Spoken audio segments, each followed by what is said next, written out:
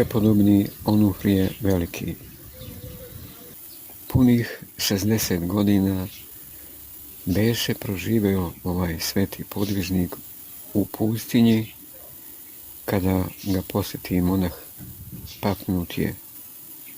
Kosa i brada dosezale su mu do zemlje, a telo mu je bilo obraslo dugom dlakom zbog dugovremene nagote. Sve vlasi na njemu bile su bele kao sneg i ceo izgled njegov bleštjeći, uzvišen i strašan. Videći Pamfutija, on ga oslovi imenom, pa mu potom ispriča žitije svoje u pustinji. Njegov angel hranitelj javi mu se i doveo ga na to mesto u pustinji. Dugo vremena hranio se samo zemljom, koje se retko nahodilo u pustinji, a posle toga, kada je izdržao ljutu borbu s iskušenjima demonskim i kada mu se srce sasvim ukrepilo u ljubavi k Bogu, angel Božiji donosio mu je hleb za ishranu, a osim toga, po blagom promislu Božijem, poraste kraj njegove ćelije jedna palma, koja je donosila dobar plod urme, i otvori se izvor žive vode. A najviše, reče Pamfutije, hranim se i pojim slatko rečima Božijim. Na pitanje Pamfutijevo kako se pričešćuje, odgovori pustinjak da mu angel Božiji svake subote donosi pričešće i pričešćuje ga. Drugi dan starac reče Pamfutiju da je to dan njegovog odlaska iz ovoga svijeta, prekloni kolena, pomoli se Bogu i predade svoj duh Bogu. U tom vide Pamfutije nebesnu svetlost kako osvjetli telo upokojnog sveca i ču pojanje angelskih sila.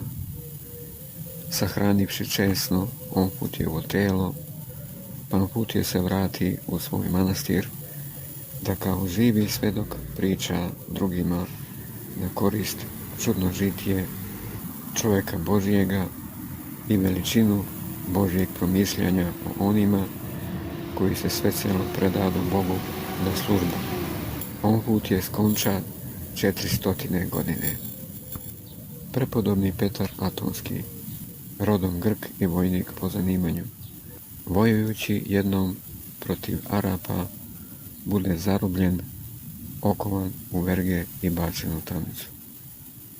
Tamnovaše Petar dugo u gradu Amari, na reci Eufratu, i sve moljaše Boga da ga oslobodi tamnice i odvede u neku pustinju, gdje bi se sav posvetio molitvenom podvigu. Javi mu se sveti Simeon Bogoprimac sa svetim Nikolom u tamnici, dodirnu mu žezlom svojim okove i ovi se istopiše kao vosak. A Petar se na jedanput obrate u poljuban grada.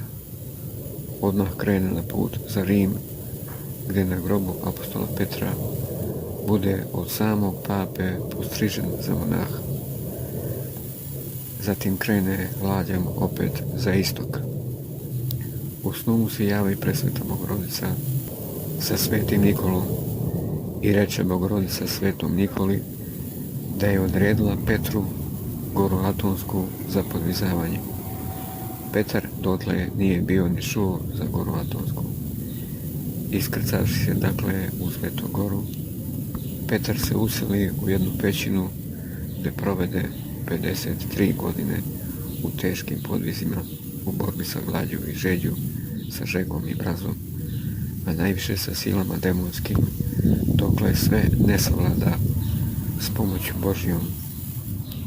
Pošto je izdržao prva iskušenja i položio dobro prve teške ispite pred Bogom, angel Božiji počeo mu je donositi hleb svakih 40 dana.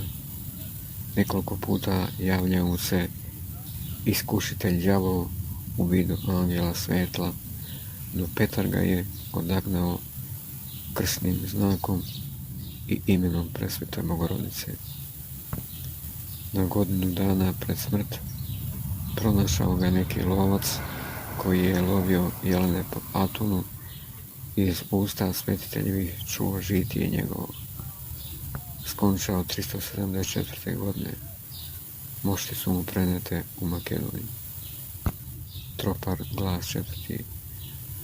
Bože Otaca naših, čini uvek sa nama po Tvojoj krotosti, ne napuštaj nas Tvojom milošću, no njihovim molitvama u miru uredi život naš.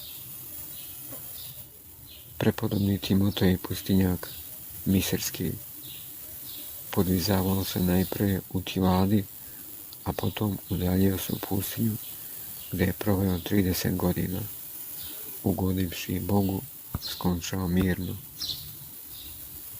Prepodobni Vasijan i Jona bili su monasi Solovetskog manastira.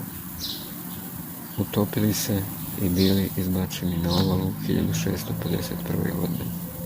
Nad njihovim grobom pokazalo se neko znamenje i zbog toga je sazidana crkva na tom mjestu. Docnije tu je postrojen manastir Petrominski. Jednom car Petar Veliki, spasavši se od bure, provede tu 3 dana i napravi krst i pobode na obali.